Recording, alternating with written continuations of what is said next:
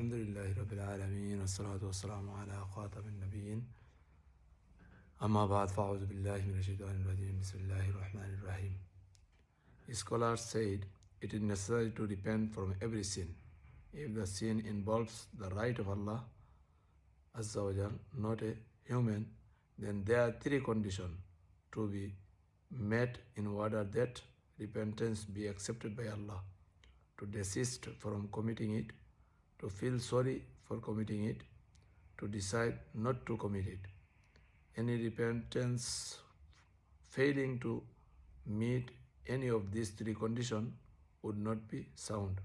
But if the sin involves a human right, it requires a fourth condition, i.e., to absolve oneself from such right. If it is a property, he should return it to its rightful owner.